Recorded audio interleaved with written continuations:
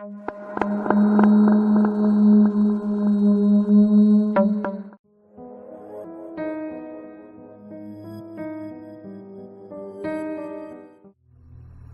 and Mrs Vinegar lived in a vinegar bottle. Now, one day, when Mr Vinegar was from home, Mrs Vinegar, who was a very good housewife, was busily sweeping her house, when an unlikely thump of the broom brought the whole house clutter-clatter about her ears. In a frenzy of grief, she rushed forth to meet her husband. On seeing him, she exclaimed, "Oh, Mr Vinegar, Mr Vinegar, we are ruined, we are ruined. I have knocked the house down, and it is all to pieces." Mr Vinegar then said, "My dear, let us see what can be done. Here is the door. I will take it on my back, and will go forth to seek our fortune."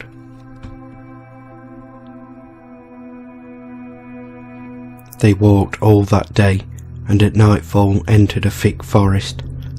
They were both excessively tired, and Mr Vinegar said, "My love, I will climb up into a tree. Drag up the door, and you shall follow." He accordingly did so, and they both stretched their weary limbs on the door and fell fast asleep. In the middle of the night, Mr Vinegar was disturbed by the sound of voices beneath, and to his inexpressible dismay perceived that a party of thieves were met to divide their booty. "Here, Jack," said one, "here's £5 for you. Here, Bill, here's £10 for you. Here, Bob, here's £3 for you." Mr Vinegar could listen no longer. His terror was so intense that he trembled most violently and shook down the door on their heads. Away scampered the thieves, but Mr Vinegar dared not quit his retreat till broad daylight. He then scrambled out of the tree and went to lift up the door. What did he behold but a number of golden guineas? "Come down, Mrs Vinegar," he cried. "Come down, I say. Our fortune's made, our fortune's made. Come down, I say." Mrs Vinegar got down as fast as she could and saw the money with equal delight. "Now, my dear," said she, "I'll tell you what you shall do. There is a fair at the neighbouring town. You shall take these 40 guineas and buy a cow. I can make butter and cheese, which you can sell at a market, and then we shall then be able to live very comfortably." Mr Vinegar joyfully assents, taking the money, and goes off to the fair. When he arrived, he walked up and down, and at length saw a beautiful red cow. It was an excellent milker, and perfect in every respect. "Oh," thought Mr Vinegar, "if I had but that cow, I should be the happiest man alive." So he offers the 40 guineas for the cow, and the owner declaring that, as he was a friend, he'd oblige him. The bargain was made. Proud of his purchase, he drove the cow backwards and forwards to show it. By and by he saw a man playing the bagpipes, Tweedledum, Tweedledee. The children followed him about, and he appeared to be pocketing money on all sides. "Well," thought Mr Vinegar, "if I had but that beautiful instrument, I should be the happiest man alive. My fortune would be made." So he went up to the man. "Friend," says he, "what a beautiful instrument that is, and what a deal of money you must make."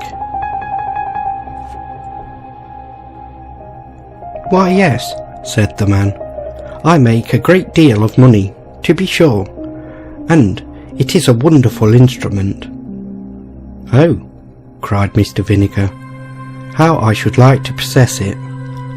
"Well," said the man, "as you are a friend, I don't mind parting with it. You shall have it for that red cow." "Done," said the delighted Mr Vinegar. So the beautiful red cow was given for the bagpipes. He walked up and down with his purchase, but in vain he attempted to play a tune, and instead of pocketing pence, the boys followed him, hooting, laughing and pelting. Poor Mr Vinegar, his fingers grew very cold, and heartily ashamed and mortified, he was leaving the town, when he met a man with a fine thick pair of gloves.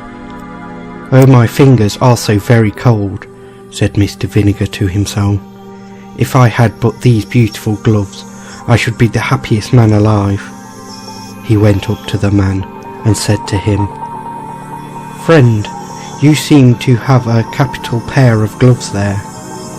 "Yes, truly," cried the man, "and my hands are as warm as possible this cold November day." "Well," said Mr Vinegar, "I should like to have them." "What will you give?" said the man.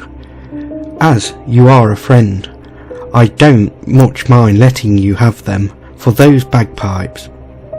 "Done," cried Mr Vinegar. He put on the gloves and felt perfectly happy as he trudged homewards.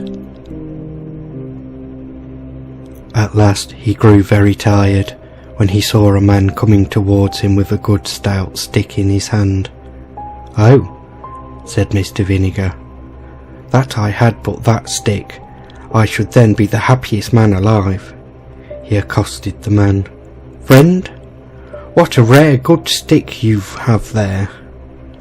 "Yes," the man replied, "I have used it for many a long mile, and a good friend it has been.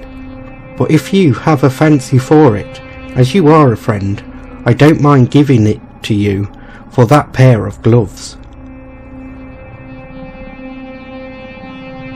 Mr Vinegar's hands were so warm and his legs so tired that he gladly exchanged. As he drew near the wood where he had left his wife, he heard a parrot on the tree calling out his name. "Mr Vinegar, you foolish man, you blockhead, you simpleton, you went to the fair and laid out all your money in buying a cow. Not content with that, you changed it for bagpipes on which you could not play, and which were not worth 1/10 of the money. You fool, you had no sooner got the bagpipes than you changed them for the gloves, which were not worth 1/4 of the money, and when you got the gloves, you changed them for a poor miserable stick. And now, for your 40 guineas, cow, bagpipes and gloves, you have nothing to show but that poor miserable stick, which you might have cut in any hedge." On this, the bird laughed immoderately, and Mr Vinegar, falling into a violent rage, threw the stick at its head. The stick lodged in the tree, and he returned to his wife without money, cow, bagpipes, gloves or stick, and she instinctively gave him such a sound cludgering that she almost broke every bone in his skin.